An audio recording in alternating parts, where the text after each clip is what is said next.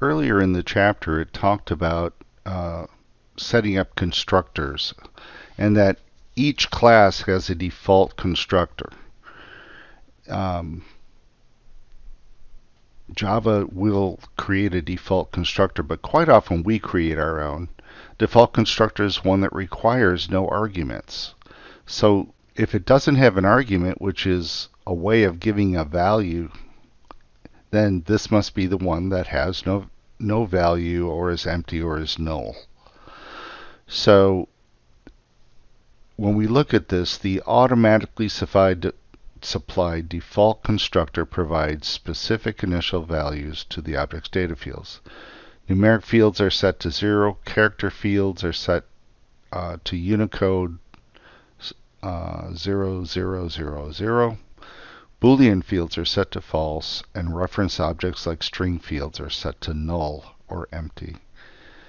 If you don't want it to hold these default values, or if you want to perform additional tests when you create an instance of the class, you can write your own constructor, and that's what we're going to learn to do. Any constructor you write must have the same name as the class it constructs, and they cannot have a return type, not even void. Normally, you declare constructors to be public so that other classes can instantiate objects that belong to the class. When you write a constructor for a class, you no longer have access to the automatically created version. You basically have eliminated it.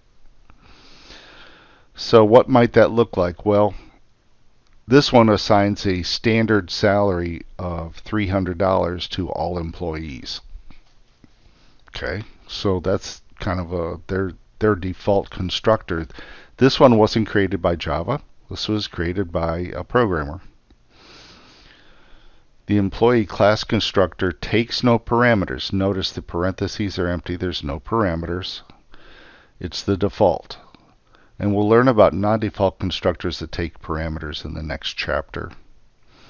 And that's when it gets a whole lot more fun. So we often list the constructor first because it's the first method used when the object's created, and it sets kind of like the default format for the data fields in the class.